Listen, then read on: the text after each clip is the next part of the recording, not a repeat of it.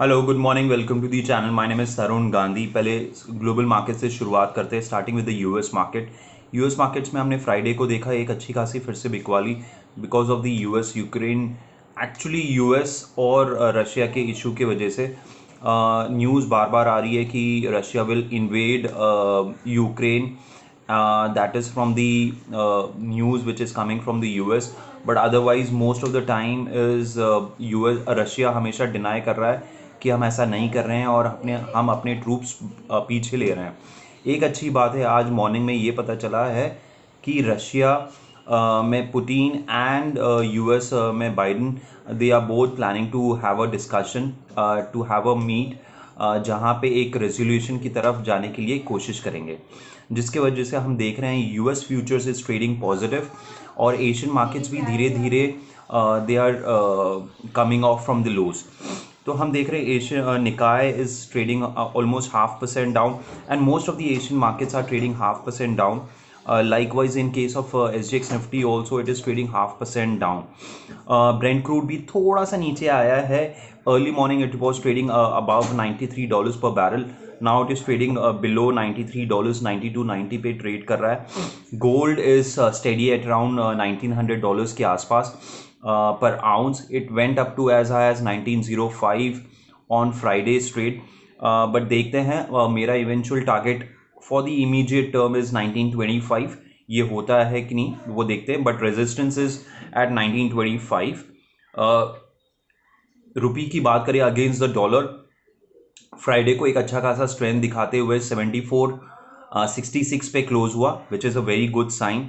F IIs continues to be a seller. उन्होंने 25-30 करोड़ की बिकवाली की है. उसके सामने हम देख रहे हैं तो डी आई ने खरीदारी की है 1929 करोड़ की. 10-year GSEC was trading flat at around 6.663, तो वहाँ पे कोई ज़्यादा एक्शन था नहीं. इट हैज़ फेल फ्रॉम 6.9 के आसपास before the RBI monetary meeting to 6.66. So almost 20-23 basis point का फॉल हुआ है फ्रॉम द टॉप पोस्ट उनके कमेंट्री के बाद. निफ्टी की हम सपोर्ट के बारे में बात करेंगे तो निफ्टी का इंपॉर्टेंट जो सपोर्ट अभी भी बरकरार है, विच इज़ अराउंड 17,000. आज शायद वीकनेस में it might open at around closer to 17,100. अगर थोड़ा भी कोई पैनिक आता है it can go up to 17,000, but if it holds then we'll see a bounce back again from those levels. Resistance कहाँ पे फेस होगा? 17,450 के आसपास.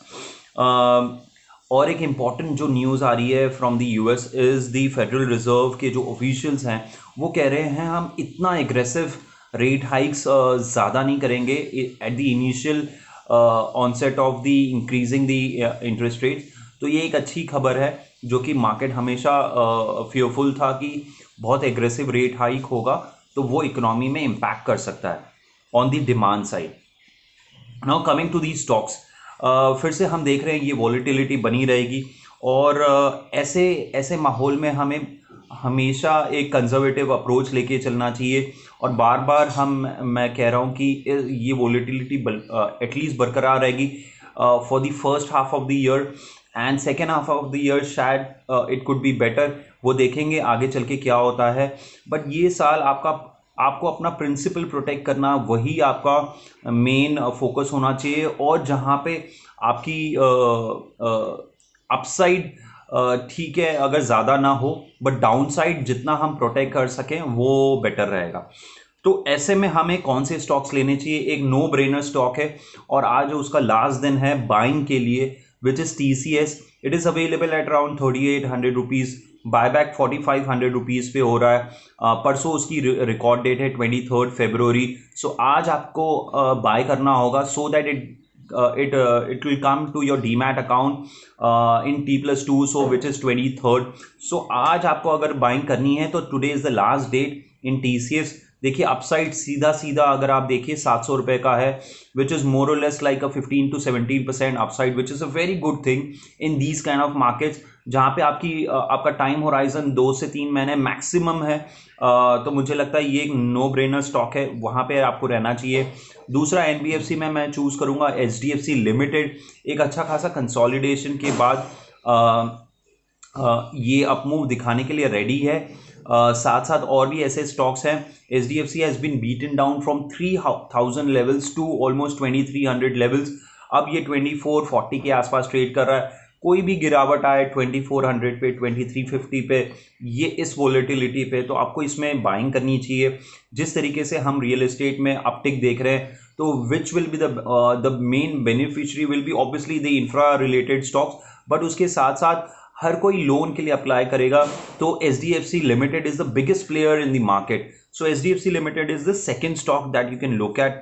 The third stock is on the construction. जैसे मैंने कहा, दो मेरे हमेशा फेवरेट रहे हैं, L&T on the large cap side, KNR construction. देखिए एक अच्छा खासा कंटिन्यूस कंसोलिडेशन दिखा रहा है 300 के ऊपर, इतनी ज़्यादा वोलेटिलिटी के बाद भी एक नैरो रेंज में ट्रेड कर रहा है। तो KNR construction is a third stock which you can look eight. The fourth stock मुझे पसंद आता है इज HUL। ये भी बहुत एक करेक्शन के बाद 2700 के करेक्शन के बाद it is available at around 2300 के आसपास। ये इसने भी बॉटम ऑलमोस्ट 2200 का बनाया, एक नैरो रेंज में कंसोलिडेशन कर रहा है 2200 से लेके 2400। एक अगर आप देखें 5-7% का एक रेंज में ये कंसोलिडेट कर रहा है। हर फॉल में आपको HUL आपको खरीदारी करनी चाहिए। लिमिटेड डाउनसाइड है and upside after post this consolidation. जैसे ही शॉर्ट टर्म टाइम होराइजन में अगर ब्रेकआउट होता है, this will be one of the stock that you can look eight and hold for the next 3 to 6 months time. So this is a fourth stock which you can look at. इसके साथ साथ मैं हमेशा कहता हूँ कि Adani port मुझे बहुत अच्छा लगता है, even though it has not delivered as per the expectation, but मेरा टारगेट हमेशा वो बना रहेगा। First target is around 900-950। जिस तरीके से हमारे ट्रेड्स हो रहे हैं आउटसाइड इंडिया, तो major beneficiary will be the ports, और वहाँ पे Adani port is the one of the biggest player in the market. So एक ऐसा स्टॉक है जहाँ पे डाउनसाइड अगर फिर से मैं कहूँ तो 700 के आसपास ही है, 680 वर्स्ट केस में आ जाता है, and then it again immediately moves about 700 rupees. So ऐसे स्टॉक्स जहाँ पे आपके डाउनसाइड बहुत ही ज़्यादा लिमिटेड है, आपको उस स्टॉक्स में बने रहना चाहिए। So Adani port is the fifth stock जहाँ पे आप देख सकते हो। और again on the IT side मैंने आपको TCS कहा था, अगर आपको वैल्यू बाय चाहिए तो HCL tech is one more stock जहाँ पे वैल्यूएशन वाइज बहुत ज़्यादा कंफर्ट मुझे लगता है। तो ये एक ऐसा स्टॉक है, it is available at around 1160-65। Downside it goes up to 1130-1100 के आसपास। It has gone to 1350, but guidance के वजह से वहाँ पे एक शार्प करेक्शन हमने देखी ऑलमोस्ट 200 रुपीज़ की। तो यहाँ पे again it's a very good value buy which you can look at in the IT space. So ये 5-6 ऐसे स्टॉक्स हैं जो आप लेके चल सकते हो अपने पोर्टफोलियो में over the next 3 to 6 months time. जितनी भी वोलेटिलिटी मार्केट में रहेगी, इस ऐसे स्टॉक्स में आपको करेक्शन या फॉल है वो बहुत ही लिमिटेड होगा, और अपसाइड अगर होता है तो don't expect 25, 30, 50%, but it will be in a higher और at least lower double digit from 12 to 15 to 20%। ये आप लेके चल सकते हो ऐसे मार्केट में, बहुत ही अच्छा रहेगा। और जब भी माहौल बेटर हो जाएगा then we can easily jump to mid caps and small caps. तो ये मेरी आपसे सलाह होगी, तो ऐसे स्टॉक्स लेके चलिए जहाँ पे कंफर्ट बहुत अच्छा होगा और आप पोर्टफोलियो में अपने बना भी सकते हो। तो ये कुछ स्टॉक्स है, कुछ सेक्टर्स है जो मैंने आपसे डिस्कस किया। अगर ये वीडियो आपको अच्छा लगा तो प्लीज़ लाइक एंड सब्सक्राइब कीजिए, अपने फ्रेंड्स फैमिली ग्रुप्स में शेयर कीजिए, और अगर आपके कोई विचार या कोई सुझाव या कमेंट्स हैं तो प्लीज़ मेंशन कीजिए कमेंट बॉक्स में। Thank you so much.